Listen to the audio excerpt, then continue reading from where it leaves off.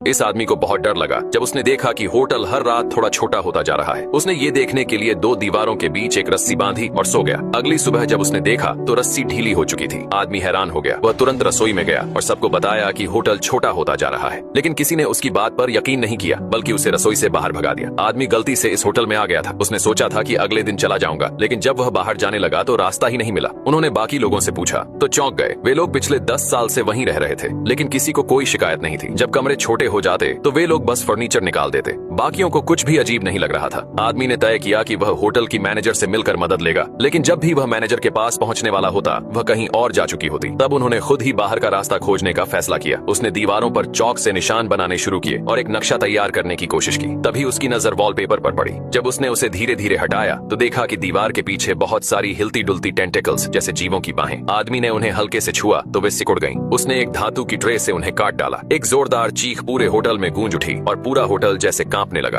आदमी भागकर अपने कमरे में आ गया तो देखा कि सारे लोग अब अपने कमरों में छुपे हुए हैं। अब उन्हें आदमी की बात पर यकीन हो गया था और उन्होंने उसे अपनी उम्मीद मान लिया। आदमी ने उन्हें कागज दिए और कहा कि वे हर गलियारे में निशान लगाएं जहां वे खोज करें। उन्हें लगा कि इससे रास्ता जल्दी मिल जाएगा। सभी लोग खुशी खुशी खोज पर निकल पड़े, लेकिन जब आदमी वापस अपने कमरे में लौटा तो देखा कि सब लोग उसका खाना खा रहे थे और यहाँ तक कि उसका टूथब्रश भी इस्तेमाल कर रहे थे। मजबूरी में वह कमरे से निकल गया और गलियारे में ही लेटकर सो गया। धीरे धीरे वॉलपेपर ऊपर से झरने लगा और एक कंबल की तरह उसे ढक लिया। तभी एक फोन की घंटी बजी और आदमी उठ गया। उसने तेजी से कमरे में जाकर फोन उठाने की कोशिश की, लेकिन एक जवान आदमी पहले ही फोन काट चुका था। वह फोन होटल की मैनेजर की निजी लाइन थी। आदमी के लिए बाहर निकलने का आखिरी मौका था। गुस्से में आदमी उस युवक पर चिल्लाया और सबको कमरे से बाहर निकाल दिया। अब उसका नक्शा भी बेकार हो चुका था। थक हार कर वह चुपचाप बैठ गया। तभी दो अच्छे लोग उसके पास आए और उसे ढाढ़स बंधाया। उन्होंने कहा कि शायद बाहर जाने का रास्ता लॉबी में नहीं है। आदमी को बहुत निराशा हुई। तभी उसे ख्याल आया शायद दराज में कुछ होगा। उसने दराज खोली और हैरानी से देखा कि उसमें एक गुप्त रास्ता छिपा था। रास्ते की दीवारों पर टेंटिकल्स हिल रही थी। आदमी थोड़ी देर रुका, लेकिन फिर उस रास्ते पर चलने लगा।